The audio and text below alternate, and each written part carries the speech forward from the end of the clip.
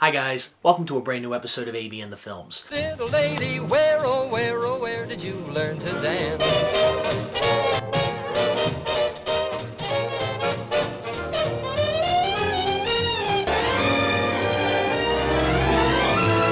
This was a film that I came across completely by accident a couple of weeks ago.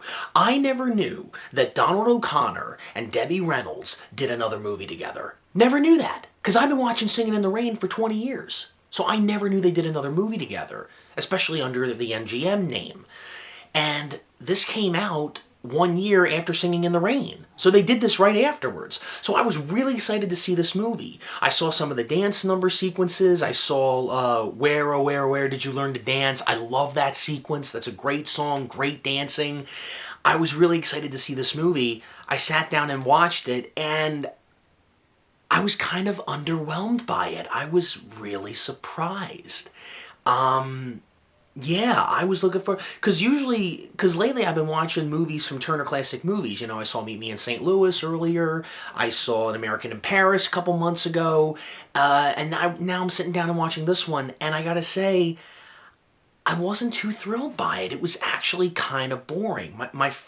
Okay, this movie isn't terrible, but it's kind of forgetful, bland, not very memorable in my opinion. Like, it almost feels like when I watch this... Now, if you've seen Singin' in the Rain, okay, this film, I think the basis of it was MGM trying to cash in on Singing in the Rain's success. Because, I mean, okay, like, there were a lot of times in this movie when I'm watching Donald O'Connor and Debbie Reynolds, I was thinking in my head, if Gene Kelly was in this, it'd be perfect. And then I'm like, oh wait, that film already exists. It's called Singing in the Rain. But the plot of this movie is that Donald O'Connor works for Look magazine, and he meets Debbie Reynolds. She is on Broadway. She's an actress, and he likes her, and he decides to take some pictures of her for the magazine that he works for. And they start to have a romance and a relationship, and she says, "Put me on the cover." And he says, well, I don't know if I could do that. But in fact, that was one of the funniest scenes in the movie, when the two of them have that conversation. Judy, you know how I feel. I'd do anything for you. I'd rob a bank. I'd take a rocket to the moon. Anything. Just ask me. Put me on the cover. My picture on the cover of the magazine. Judy, I said I'd kill myself and take a rocket to the moon, but don't ask the impossible. So he decides to put her on the cover, but it's a fake cover. And he doesn't tell her about it. And she waits months and months and months for this to come out, and eventually it comes out, and it's not real. But then circumstances prevail where they have to make it be the cover, and nobody in Look magazine knows who she is, and it's kind of... You know, here's my problem with this movie. First of all, when I rented this, the movie's only an hour and 17 minutes long. And I remember thinking, wow, this is a short movie.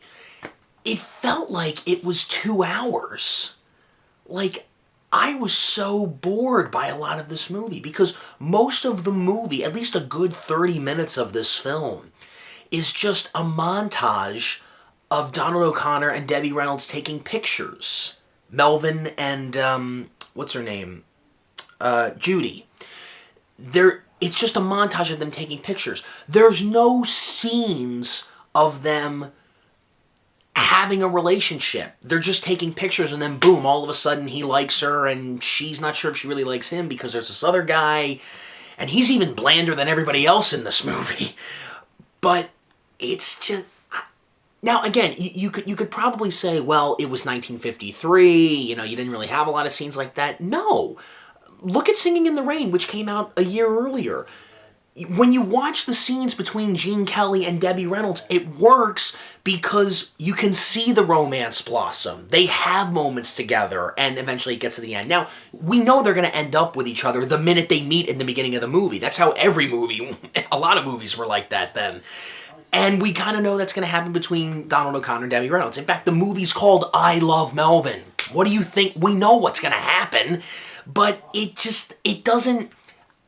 Again, they had chemistry in Singing in the Rain, but they really didn't have a whole lot of scenes together in Singing in the Rain, because Donald O'Connor was more of a side character as Cosmo Brown. Here, he's the protagonist. He's the main guy. And I don't know, something about it just doesn't work between the two of them. I love seeing them together. I love seeing them dance together. I loved that in Singing in the Rain. But here, again, this is not a sequel to Singing in the Rain. It's not. But they try to make it as if it is. I mean, tell me MGM is not trying to cash in on this film with Singing in the Rain success. The first time we see Donald O'Connor in the movie, he's walking in the park and he has this duet with Debbie Reynolds, but they're singing. They're like walking in a local park, but they're on opposite sides. They don't know each other, but they're singing the same song. He grabs a lamppost and like hangs off it like that. Come on! And I thought, that's one of the most iconic still shots in movie history. Gene Kelly on that lamppost and Singing in the Rain, and Donald O'Connor does it here. Come on, really? And again, you know, Debbie Reynolds, she lives with this family. They really want her to marry this guy, but she doesn't love him because, you know, the title of the movie, and pretty much.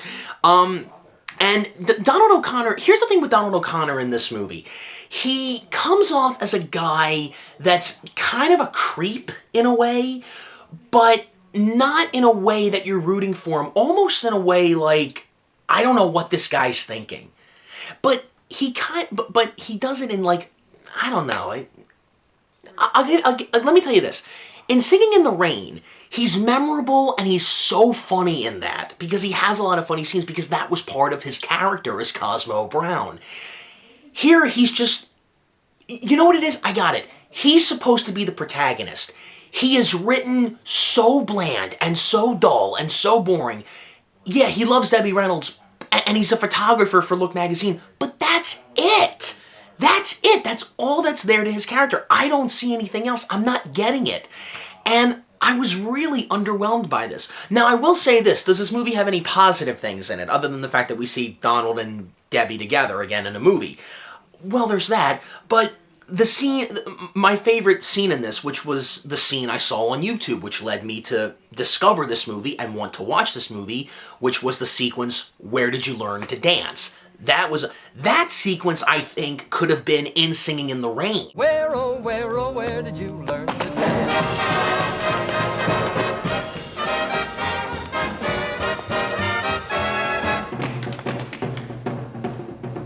That's a good moment. Life Has Its Funny Little Ups and Downs. Love that song sequence when Donald O'Connor is sitting there with Melvin. He's sitting there with Judy's younger sister, and she's singing this song to him, and they have this whole sequence where he puts on roller skates, and he's tap dancing with roller skates. Guys, I was blown away by that. Now, obviously, those wheels are frozen. There's no way he could tap dance with those roller skates actually rolling as perfect as he does in the film. There's no way.